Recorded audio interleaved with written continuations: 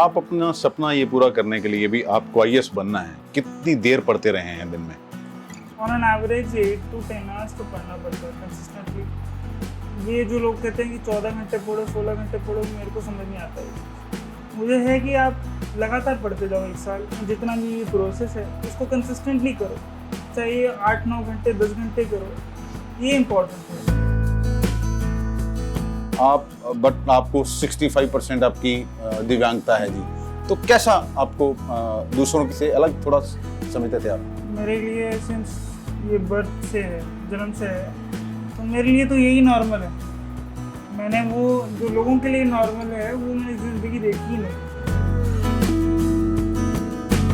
Interview में भी मुझसे ये सवाल पूछा गया था कि आप फिजिकली हैंडीकैप के लिए क्या करना चाहोगे, तो मैंने तब भी यही कहा था कि मुझे सेंसिटाइज करना है सोसाइटी को टुवर्ड्स डिसेबल्ड पीपल, कि उन पर दया न करते हुए उन्हें इक्वल समझा जाए और उन्हें ट्रीट किया जाए। वो अपना स्थान खुद प्राप्त कर सकते हैं, अपनी चीज़ें खुद अचीव कर सकते हैं।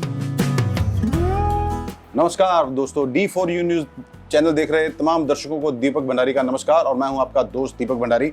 आज हम आपको ऐसी शख्सियत से मिलाने जा रहे हैं जिसने हाल ही में यूपीएससी यानी यूनियन पब्लिक सर्विस कमीशन में जनरल रैंक की बात करें तो 807वां रैंक हासिल किया है, और अगर हैंडीकैप फिजिकली हैंडीकैप रैंक की बात करें तो इन्होंने 8th रैंक प्राप्त किया है। हमारे साथ हैं करणवीर सिंह चौहान, जिन्होंने 2016 में अपनी जो है ग्रेजुएशन पूरी की थी, लेकिन बचपन से ही इनका सपना था कि ये आईएएस बनेंगे और उसके लिए इन्होंने जीत और मेहनत की। आपको ये बता दें, जब इनका जन्म हुआ तो ये जन्म से ही ये हैंडीकैप्ड हैं, लेकिन कभी भी इनको अपनी इस जो है शारीरिक जो विकलांगता है उसको लेकर कभी भी इनके मन में किसी तरह को कोई सवाल नहीं आया। बस इनका एक ही फोकस था कि इन्हें जीवन में कुछ बनना है। हमारे साथ हैं करणवीर सिंह चौहान, जो भविष्य में किसी न किसी शहर के डिप्टी कमिश्नर हो सकते हैं, बड़े अधिकारी बन सकते हैं। करणवीर जी नमस्कार, आपका D4U न्यूज़ चैनल में स्वागत है जी। Thank you so much. Karan ji थोड़ा बताएंगे सर, जब आपका जन्म हुआ तो जब आपने होश संभाला पहली बार तो आपको 65% आपकी दिव्यांगता है जी, तो कैसा आपको दूसरों के से अलग थोड़ा समझते थे आप? मेरे लिए सिंस ये बर्थ से है, जन्म से है, तो मेरे लिए तो यही नॉर्मल है। मैंने वो जो लोगों के लिए नॉर्मल है वो मैंने ज़िंदगी देखी ही नहीं, तो मेरे लिए यही नॉर्मल है और मैं इसी के साथ जीता आ रहा हूँ और मैं अपने आप को नॉर्मल मानता हूँ और उसी तरीके से अपनी लाइफ जीता आ रहा हूँ। तो थोड़ा अपनी स्कूलिंग के बारे में बताएंगे, फिर आपने शुरू से ही आपके मन में कैसे विचार आया कि आपको आईएएस अधिकारी बनना है?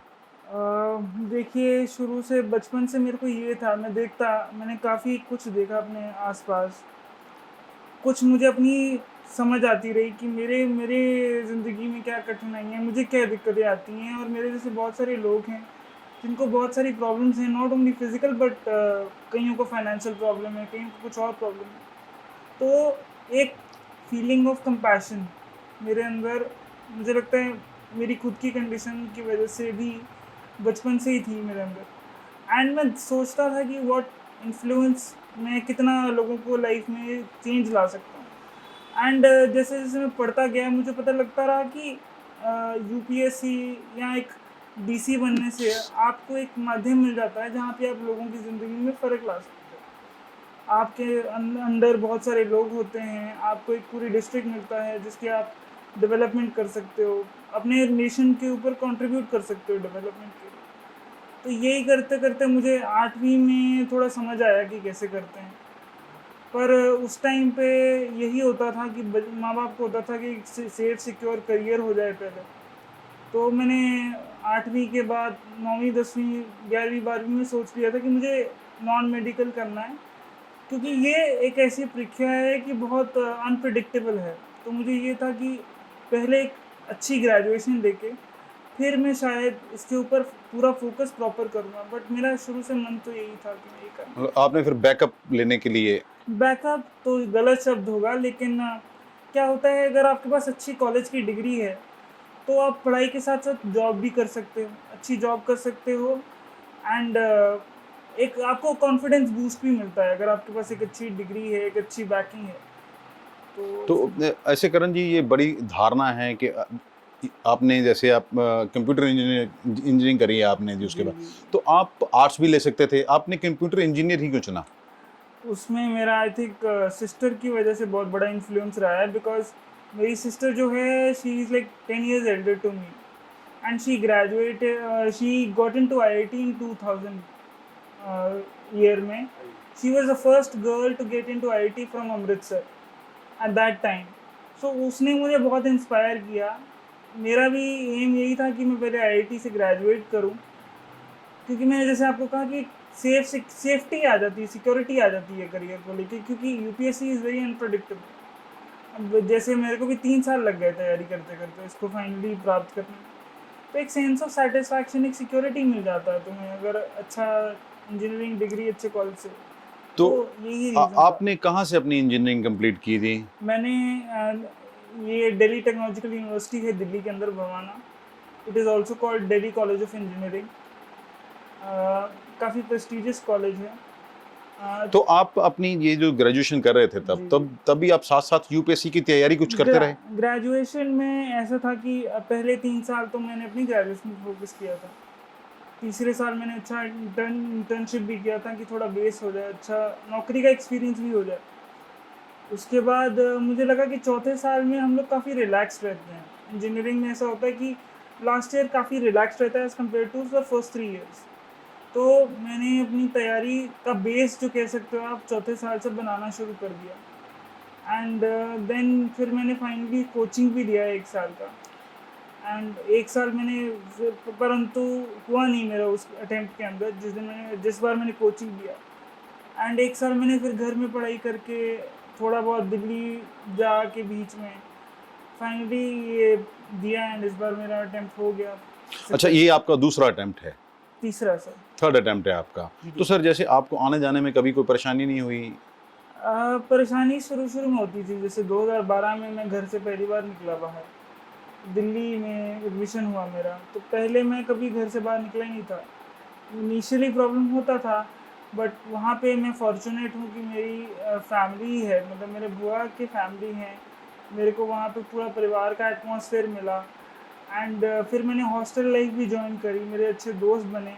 धीरे धीरे चीज़ें अपने आप होती रही मेरे लिए. आई थिंक भगवान की कृपा है कि सब मेरे रास्ते खुलते रहे अपने. करण जी, जैसे देखने में आया कि आम तौर पर लोग जैसे इस तरह के बच्चे मतलब फिजिकली हैंडीकैप्ड होते हैं, जो आपके सहपाठी होते हैं, उनको एक दया की दृष्टि से देखते हैं, मतलब उसको बेचारा मानते हैं. जी. बट मैं कहूँगा कि पता नहीं भगवान ने ऐसे इंसान मेरी ज़िंदगी में मैंने नहीं देखे. मेरे को हमेशा ऐसे इंसान मिले हैं जिन्होंने हमेशा मुझे प्रेरणा दी है. हमेशा मुझे कभी एहसास नहीं दिलाया कि मैं उनसे अलग हूँ या मुझ में कोई कमी है. तो मुझे लगता है कि God has been kind. And ऐसा नहीं है कि लोग ऐसा सोचते हैं. ऑब्वियसली एक सेक्शन ऑफ सोसाइटी है, बट वहीं मैंने ये इंटरव्यू में भी मुझसे ये सवाल पूछा गया था कि आप फिज़िकली हैंडीकैप के लिए क्या करना चाहोगे. तो मैंने तब भी यही कहा था कि मुझे सेंसिटाइज करना है सोसाइटी को टुवर्ड्स डिसेबल्ड पीपल, कि उन पर दया न करते हुए उन्हें इक्वल समझा जाए और उन्हें ट्रीट किया जाए. वो अपना स्थान खुद प्राप्त कर सकते हैं, अपनी चीज़ें खुद अचीव कर सकते हैं. उनको बस आप रिस्पेक्ट दीजिए, प्यार दीजिए, बहुत है. तो करण जी, जब आपने नौकरी ज्वाइन की तो आपका कितना पैकेज था और कितने समय तक आपने नौकरी की? मैंने 6 महीने करी नौकरी, बिकॉज मैंने आपको जैसे बोला कि मुझे बचपन से था मेरा. एंड अच्छा पैकेज था मेरा, 8-9 लाख रुपया मिल जा रहा था. 6 महीने में मैं इतना बना लिया था. बट फिर मुझे यही करना था, तो मैंने, मतलब आपको नौकरी में मजा नहीं आया? 6 महीने नौकरी करी लेकिन मजा नहीं आया? मुझे पता था कि मेरी सिस्टर जो है, मेरी बड़ी सिस्टर जो हैं, she is into corporate thing.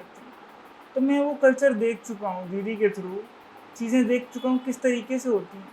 It is very good, बहुत अच्छा है, बहुत पैसा अच्छा है, इज्जत मिलता है. बट ये सेटिस्फैक्शन जो यहाँ पे यूपीएससी के थ्रू मुझे मिलेगी, या मुझे आज भी क्लियर करने पे भी सेटिस्फैक्शन मिल रही है, मुझे नहीं लगता कि प्राइवेट सेक्टर से मुझे वो मिल पाता. तो करण जी, थोड़ा बताएंगे कि आप कितने, आपकी कैटेगरी में कितने बच्चे थे, लोग थे जिन्होंने के अपीयर हुए थे? सर ऐसे कैटेगरी वाइज तो मुझे नहीं पता है, बट मैं अगर पूरा जनरली बात करूं तो इसके 3 स्टेजेस में एग्ज़ाम होता है, prelims, mains and interview. Prelims में around about 8 lakh people appear, out of which 12,500 were selected for meets. And finally, from the 12,500, around 2,300 were selected for the interview. And out of those 2,300, 830 people have been selected for UPSC finalists. So तो आपका preliminary कब था, तब आपका क्या position आया, आपका main? इसमें सर ऐसे फेज वाइज पोजीशन नहीं मिलता है, इसमें सिर्फ फाइनलिस्ट ही आता है, उसमें आपका रैंक आता है। बट उससे पहले आपको ना नंबर पता चलते हैं ना रैंक पता चलते हैं, और ये इररिलेवेंट है।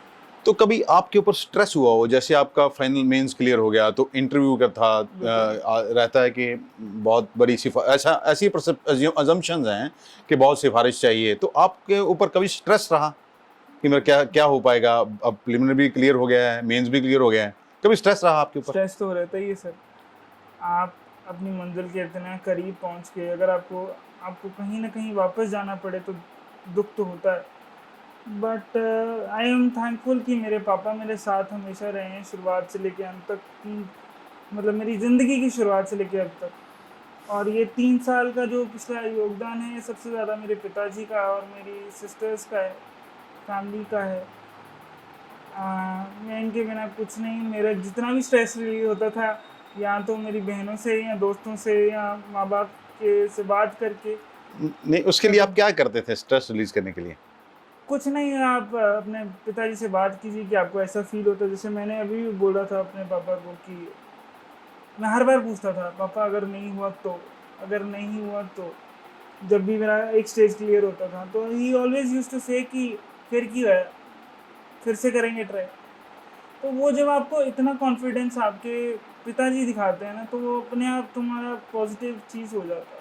अच्छा करण Negativity जी, दूर से थोड़ा करण जी ये बताएंगे कि इंटरव्यू का फेज कैसे रहता है और क्या क्या सवाल पूछे जाते हैं, ताकि हम अपने युवा पीढ़ी को ये बता सकें जो यूपीएससी जिनका ड्रीम है कि हमने भी यूपीएससी क्लियर करना है। सर इंटरव्यू का ऐसा प्रोसीजर है कि दिल्ली में यूपीएससी में होता है। यूपीएससी भवन एक जगह है, वहाँ पे उनका मेन ऑफिस वहाँ होता है।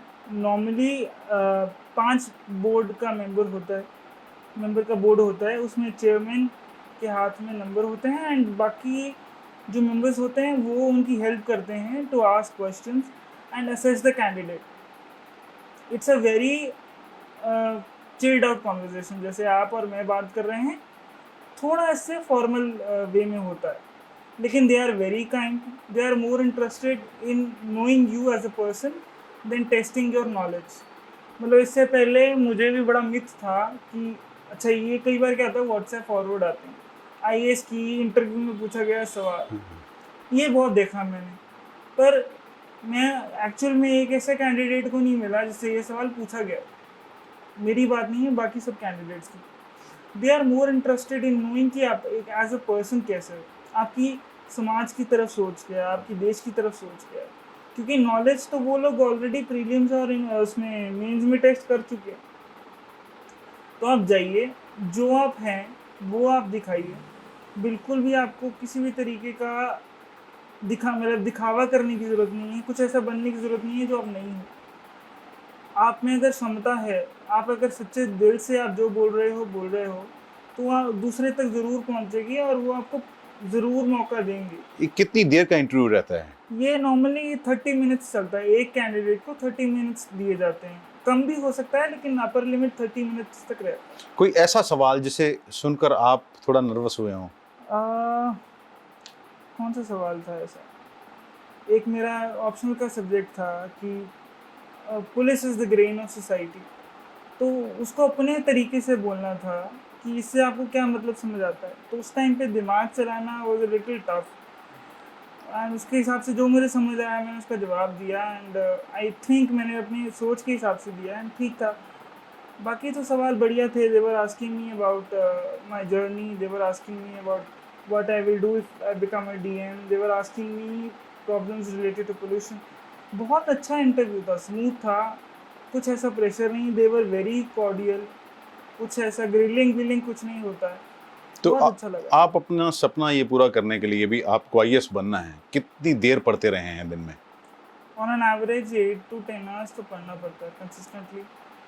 ये जो लोग कहते हैं कि 14 घंटे पढ़ो, 16 घंटे पढ़ो, मेरे को समझ नहीं आता ये चीज़। मुझे है कि आप लगातार पढ़ते जाओ 1 साल या जितना भी ये प्रोसेस है, उसको कंसिस्टेंटली करो। चाहे 8-9 घंटे, 10 घंटे करो, ये इम्पोर्टेंट है। नहीं, हमारी जानकारी के अनुसार जैसे कि आप साइंस ग्रेजुएट हैं, तो जी। इसमें कुछ बेसिक सब्जेक्ट्स भी होते हैं, जैसे पॉलिटिकल साइंस और कई सब्जेक्ट होते हैं जी। जो ह्यूमैनिटी आर्ट्स से जी, जिनका जी। रहता है संपर्क, जी। तो आपने उनको कैसे कवर किया? सर अगर आप देखें तो इनका जो आर्ट्स के क्वेश्चंस का लेवल है, वो 10वीं, 11वीं, 12वीं के लेवल तक का है। NCERTs most of the books जो की जाती हैं, जैसे हिस्ट्री हो गई, आपकी एंशिएंट हिस्ट्री होगी, मॉडर्न हिस्ट्री होगी, मिडेवल हो गई, इसके अलावा आर्ट एंड कल्चर होगी, साइंस टेक हो गई, इन सब के लिए बेसिक एनसीईआरटी बुक्स पढ़ने को बोला जाता है। और बहुत बार देखा गया है कि हिस्ट्री में तो सवाल सीधा एनसीईआरटी से उठा के दिए जाते हैं। तो ये आपका टेस्ट करता है जनरल नॉलेज। आपको कोई स्पेशलाइजेशन नहीं करना है इसके अंदर, but you should be generally aware of the things that are happening in the past and are happening at present. इसके अलावा आपका न्यूज़पेपर में क्या चल रहा है, देश में क्या हो रहा है, दुनिया में क्या हो रहा है, ये चीज़ें इंपॉर्टेंट है। आपका क्या बैकग्राउंड है, इसका यूपीएससी से कोई लेना देना नहीं है। हाँ, ये ज़रूर है कि जब आप मेंस में जाते हो तो आपको एक ऑप्शनल सब्जेक्ट चूज़ करना पड़ता है। वो अगर आपका ग्रेजुएशन आर्ट्स में है तो दैट इज़ सोने पे सुहागा, बट स्टिल आप उसको भी आप कवर कर सकते हो अगर आपको किसी चीज़ में इंटरेस्ट है। जैसे मेरा सोशियोलॉजी ऑप्शन था। अब सोसाइटी के बारे में पढ़ना मेरे को अच्छा लगता है, जानना अच्छा लगता है, लोगों से मेरा हॉबी था कि लोगों से मुझे बात करना अच्छा लगता है, तो मैंने वो ऑप्शन लिया, मेरा इंटरेस्ट बना और 1 साल के अंदर आप इस काबिल हो जाते हो कि आप यूपीएससी का एग्ज़ाम लिख सको। लोगों को जब पढ़ना है तो उनको याद रखना है कि पीएचडी नहीं करना है सब्जेक्ट के अंदर, ये हम एग्ज़ाम कर रहे हैं, पढ़ रहे हैं इसको क्लियर करने के लिए। तो करण जी, एक अब आपकी ट्रेनिंग इसके बाद अब आपका लेटर आपको मिल गया, जी। सिलेक्शन आपका हो गया, अब आपका क्या नेक्स्ट जर्नी, नेक्स्ट क्या शुरू होने जा रहा है? नेक्स्ट सर अभी गवर्नमेंट की तरफ से सर्विस एलोकेट होगी, मुझे डिपार्टमेंट एलोकेट होगा, तो वो देखते हैं कौन सा होता है, किस डिपार्टमेंट में सेवा करने का मौका मिलता है। जो भी मुझे डिपार्टमेंट मिलेगा, I am ready to serve my country, I am ready to work for my government. तो इससे पहले तो ट्रेनिंग पीरियड होता है कुछ आपका? ट्रेनिंग पीरियड सर डिपेंड करता है आपको कौन सी सर्विस और कौन सा डिपार्टमेंट अगेन मिल रहा है। जैसे आईएएस की training is around 14 months, IRS की इज़ अबाउट 9 मंथ्स। तो वो सर्विस डिपेंड करता है कि आपकी ट्रेनिंग कितनी देर चलेगी और कहाँ चलेगी। तो करण जी, एक बड़ा पर्सनल सवाल है आपसे, हाँ, आपने अभी शादी के बारे में सोचा है कि नहीं? नहीं, दूर दूर तक नहीं सोचा है। वो क्यों? शादी देखिए, अब आप आईएएस बन चुके हैं, अब तो आपको आईएएस बन चुके हैं, लेकिन मुझे लगता है कि अभी बहुत कुछ करना बाकी है। ये शुरुआत है, ये अंत नहीं है। तो अभी मुझे शुरुआत में थोड़ा सा तो एक थोड़े कदम तो चलने हैं अभी, उसके बाद देखते हैं, अभी पता नहीं बाकी। तो what message you want to deliver to the society, specially for young childrens, जो आजकल बिना वजह ही स्ट्रेस ले लेते हैं, और हमेशा कुछ लोग ऐसे हैं जो किस्मत को दोष देते हैं। देखिए, स्ट्रेस तो सबको होता है, मुझे भी हुआ, मैंने जैसे बोला, बट इट्स इम्पॉर्टेंट कि आप उस स्ट्रेस को कैसे डील करते हो। मुझे लगता है जो आप अगर आप किसी चीज़ से गुजर रहे हो, आपको लोगों का साथ बहुत ज़रूरी है।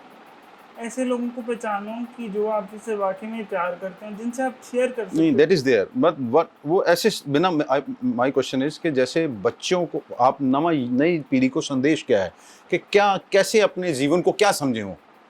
नई पीढ़ी को संदेश यही है कि आप जो चाहे वो कर सकते हो। हर चीज़ को टाइम लग सकता है, दिक्कतें आएंगी, पर आप में अगर वो जज्बा है कि उन दिक्कतों को आप पार करना चाहते हो और आप वाकई में वो चीज़ करना चाहते हो, तो आप कर सकते हो। आपको बस सोचने की ज़रूरत है उस चीज़ को करने के लिए, और उसकी तरफ मेहनत करने की ज़रूरत है। समय लग सकता है, दिक्कतें आ सकती हैं, पर अगर आप सच्चे मन से करोगे तो ज़रूर उसको प्राप्त करोगे। धन्यवाद आपका। ये थे करणवीर सिंह, जिन्होंने हाल ही में यूपीएससी की परीक्षा पार की है। उन्होंने बहुत अच्छी बात करी है कि आप में सब कुछ भगवान ने दिया है, लेकिन आप अपने लक्ष्य के लिए कितनी मेहनत करते हैं, ये बड़ा इंपॉर्टेंट है।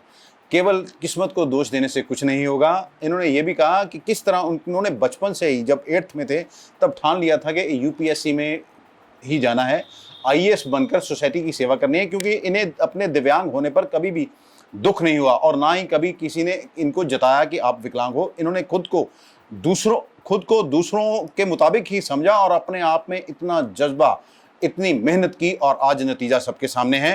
हमारे साथ इनके पिता हैं, हम उनसे भी बात करेंगे। हमारे साथ हैं करण के पिता मनजीत सिंह छीना। इनसे बात करेंगे कि इन्होंने क्या सपना देखा था जब करण पैदा हुए थे। सत श्री अकाल सर, आपका स्वागत है सर हमारे चैनल में। सर थोड़ा बताएंगे जब करण का बर्थ हुआ तो क्या सोचते थे आप? वो तो सभी जो पेरेंट्स सोचते वही सोचा था, मगर यहाँ जो मुकाम पे पहुँचा ना, इस उस वक्त ये नहीं सोचा था। ਸਰ ਕਦੀ ਤੁਹਾਨੂੰ ਲੱਗਿਆ ਨਹੀਂ ਤੁਹਾਡਾ ਬੱਚਾ ਜਿਹੜਾ ਥੋੜਾ ਦੂਸਰਿਆਂ ਤੋਂ ਡਿਫਰੈਂਟ ਹੈ, ਜਿਵੇਂ ਫਿਜ਼ੀਕਲੀ ਹੈਂਡੀਕੈਪਡ ਹੋ ਗਿਆ, ਤੇ ਕਦੀ ਤੁਹਾਨੂੰ ਕੁਝ ਫੀਲ ਨਹੀਂ ਹੋਇਆ? ਸ਼ੁਰੂ ਫੀਲ ਹੁੰਦਾ ਸੀ, ਪਰ ਜਦੋਂ ਇਹ ਆਪਣਾ ਆਪ ਇਹਨੇ ਸੰਭਾਲ ਲਿਆ ਉਸ ਤੋਂ ਬਾਅਦ ਸਾਨੂੰ ਨਹੀਂ ਲੱਗਾ, ਨਾ ਸਾਨੂੰ ਇਹਨੇ ਮੁਸ਼ਕਲ ਆਉਣ ਦਿੱਤੀ। ਤੇ ਸਰ ਤੁਹਾਨੂੰ ਕੀ ਲੱਗਦਾ ਹੈ ਕਿ ਹੁਣ ਇਹ ਆਪਣੀ ਪਹੁੰਚ ਗਏ ਨੇ, ਜਿਹੜਾ ਇਹਨਾਂ ਨੂੰ ਆਈਐਸ ਇੱਕ ਡ੍ਰੀਮ ਹੁੰਦਾ ਸਰ ਅੱਜ ਕੱਲ੍ਹ ਬਹੁਤ ਜੇ ਕਹੀਏ ਯੰਗ ਜਨਰੇਸ਼ਨ ਦਾ, ਤੇ ਤੁਸੀਂ ਕੀ ਚਾਹੁੰਦੇ ਹੋ ਵੀ ਤੁਹਾਡਾ ਬੇਟਾ ਕਿਸ ਸੋਸਾਇਟੀ ਨੂੰ ਸਰਵ ਕਰੇ? ਦੇਖੋ ਜੀ, ਇਹ ਸਭ ਤੋਂ ਪਹਿਲਾਂ ਤਾਂ ਕਿ ਇਹਦਾ ਏਮ ਸੀ ਮੈਂ ਕੰਟਰੀ ਨੂੰ ਸਰਵ ਕਰਾਂ, ਮੈਂ ਸੋਸਾਇਟੀ ਨੂੰ ਸਰਵ ਕਰਾਂ, ਪਰਟੀਕੂਲਰਲੀ ਜੋ ਨਾ ਇਹ ਹੈਂਡੀਕੈਪ ਪਰਸਨ ਉਹਨਾਂ ਵਾਸਤੇ ਖਾਸ ਇਹਦਾ ਮੈਂ ਕੋਈ ਨਾ ਕੋਈ ਮੁਹਿੰਮ ਚਲਾਉਣੀ ਆ, ਜਿਹੜਾ ਉਹ ਪਿੱਛੇ ਰਹਿ ਰਹੇ ਨੇ ਉਹਨਾਂ ਨੂੰ ਫਾਰਵਰਡ ਕਰਨ ਦੀ ਜਿਹੜੀ ਕੋਸ਼ਿਸ਼ ਕਰਾਂਗਾ। ਸਰ ਤੁਸੀਂ ਕੋਈ ਮੈਸੇਜ ਦੇਣਾ ਚਾਹੋ? ਮੈਸੇਜ ਤੇ ਮੇਰਾ ਇਹੋ ਹੀ ਆ ਕਿ ਮੇਰੇ ਬੇਟੇ ਨੇ ਜੋ ਕੁਝ ਕਰ ਵਿਖਾਇਆ ਹੈ, ਸ਼ੁਰੂ 'ਚ ਜਦੋਂ ਮੈਂ ਇਹਨੂੰ ਇੰਜੀਨੀਅਰਿੰਗ ਦੇ ਵਿੱਚ ਦਾਖਲ ਕਰਾਉਣ ਗਿਆ ਸੀ ਤੇ ਮੈਂ ਬਾਹਰ ਦੇਖਦਾ ਰਹਿੰਦਾ ਸਾਂ ਕਿ ਇੰਨੀਆਂ ਪੌੜੀਆਂ ਕਿਸ ਤਰ੍ਹਾਂ ਚੜ੍ਹ ਕੇ ਜਾਏਗਾ।